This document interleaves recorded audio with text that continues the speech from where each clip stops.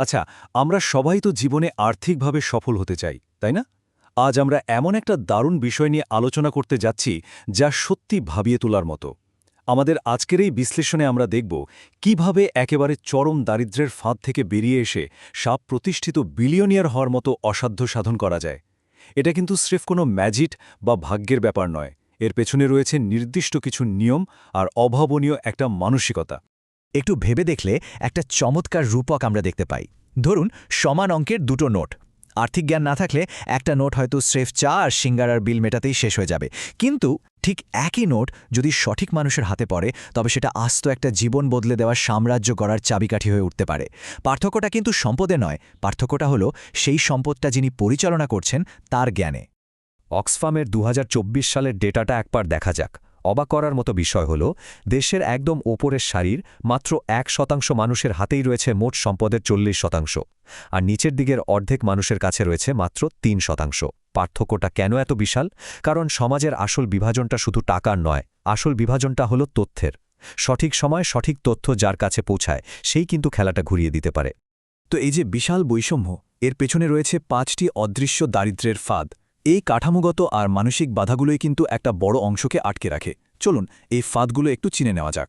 প্রথমেই যে বড় বাধাটা আসে তা হল আর্থিক নিরক্ষরতা। আরও নির্দিষ্ট করে বললে কম্পাউন্ডিং ইন্টারেস্ট বা চক্রবৃদ্ধি সুদের ক্ষমতাটা না বোঝা। স্বয়ং আইনস্টাইন নাকি একে বিশ্বের অষ্টম আশ্চর্য বলেছিলেন। এই জাদুকরী কনসেপ্টটা না জানলে সাধারণ আয়ে দীর্ঘমেয়াদে সম্পদ গড়া সত্যিই খুব মুশকিল হয়ে দাঁড়ায়। এই বিশাল সংখ্যাটার দিকে একবার তাকানো যাক। ৩ কোটি টাকা। সংখ্যাটা শুনে চোখ কপালে ওঠারই কথা। মনে হতে পারে সাধারণ উপার্জনে এত টাকা জমানো কি আদৌ সম্ভব?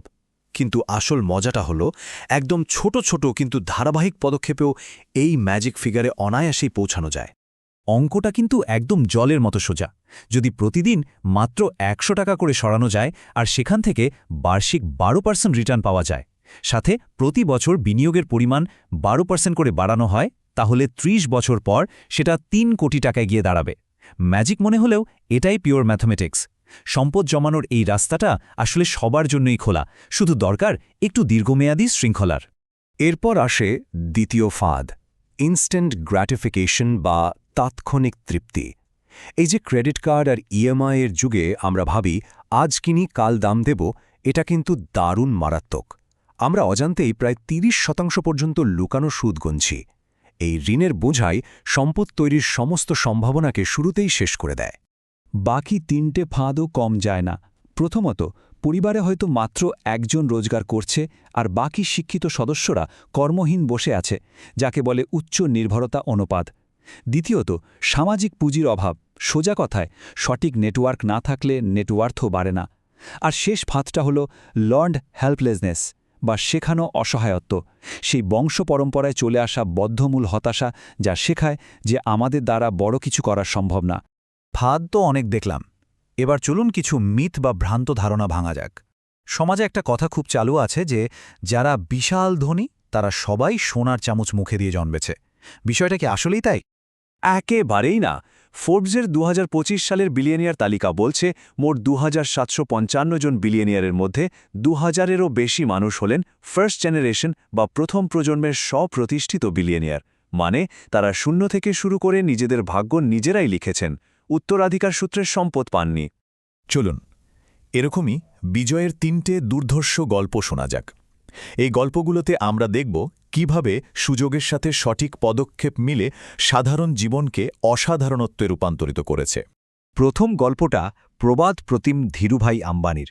১৯৪৮ সালে ইয়েমেনের একটা পেট্রোল পাম্পে মাত্র ৩০০ টাকা বেতনে যার কর্মজীবন শুরু, ১৯৮৫ সালে তিনিই কিনা গড়ে তুললেন এক বিশ্বমানের পেট্রোকেমিক্যাল কমপ্লেক্স।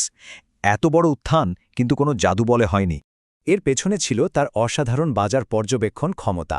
তিনি খেয়াল করলেন ইয়েমেনে চুরি আর অন্যান্য পণ্যের দাম একদম জলের দরে, কিন্তু ভারতে সেগুলোরই বেশ ভালো দাম। ব্যাস, ইয়েমেন থেকে কিনে ভারতে বিক্রি শুরু করলেন আর সেই মুনাফা দিয়েই নিজের ব্যবসার প্রথম পুঁজিটা তৈরি করে ফেললেন। আসল শিক্ষাটা হল বাজারের দামের এই বিশাল গ্যাপ বা প্রাইস গ্যাপটা ধরতে পারা। দ্বিতীয় গল্পটা অদম্য সাহসের। কল্পনা সরোজ। চরম প্রতিকূলতা, বাল্যবিবাহ, গার্হস্থ্য সংহিংসা সব বাধা পেরিয়ে দিনে মাত্র 2 টাকা মজুরিতে কাজ করা একজন মানুষ আজ প্রায় 900 কোটি টাকার সম্পদের মালিক। ভাবা যায়, এটা প্রবল মানসিক দৃঢ়তার একটা জ্বলজ্বন্ত প্রমাণ। 2006 সালে তিনি একটা দারুণ সাহসী কাজ করেন। দেনায় ডুবে থাকা কমানি টিউবস কোম্পানির দায়িত্ব নিজের কাঁধে তুলে নেন। তিনি বলেছিলেন, কোম্পানি যদি ডুবন্ত জাহাজ হয় তবে আমি এর ক্যাপ্টেন, আমি এটিকে তীরে নিয়ে যাব। ঠিক তাই করলেন। 116 কোটি টাকার ঋণ শোধ করে 2010 সালের মধ্যে কোম্পানিকে লাভে ফিরিয়ে আনলেন। একেই বলে চরম সাহসিকতার সাথে সঠিক অ্যাকশন। তৃতীয় গল্পটা ওয়ো বা ওয়ো এর প্রতিষ্ঠাতা রিতেশ সাগরওয়ালের। মাত্র 17 বছর বয়সে তিনি একটা বিরাট সমস্যার সমাধান করে ফেললেন। একদিকে পড়ে থাকা প্রচুর ফাঁকা আর মানহীন হোটেল রুম, অন্যদিকে ম্যাকডোনাল্ডসের মতো একটা নির্দিষ্ট মানের অভিজ্ঞতার খোঁজে থাকা ট্র্যাভেলাররা। রিতেশ এই দুয়ের মাঝে একটা চমৎকার প্রযুক্তিগত সেতু তৈরি করে দিলেন।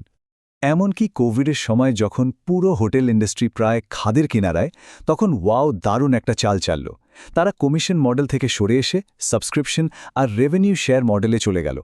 এতে হোটেল মালিকদের ফিক্সড খরচ একদম জিরো হয়ে গেল। এই টেক ইনোভেশন দিয়ে তারা আবারও মুনাফায় ফিরে এলো। বড় সমস্যার ছোট্ট একটা সমাধান যে কত বড় সাফল্য আনতে পারে, এটাই তার প্রমাণ। তাহলে আমরা এখন একটি নতুন গল্পের সূচনা পর্বে এসে দাঁড়িয়েছি।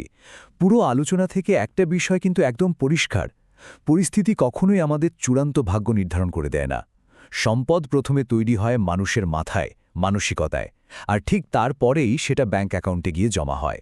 আজকের এই বিশ্লেষণ শেষ করার আগে একটা গভীর প্রশ্ন রেখে যেতে চাই। আগামীকাল সেই 5টি অদৃশ্য ফাঁদের মধ্যে ঠিক কোনটা ভাঙা হচ্ছে? কারণ আর্থিক স্বাধীনতার চাবিকাঠিটা নিজেদের হাতে তুলে নিয়ে একটা নতুন গল্প লেখার ক্ষমতা এখন সম্পূর্ণভাবে আমাদের নিজেদেরই হাতে। সত্যিই খুব ভাববার মতো বিষয়, তাই না?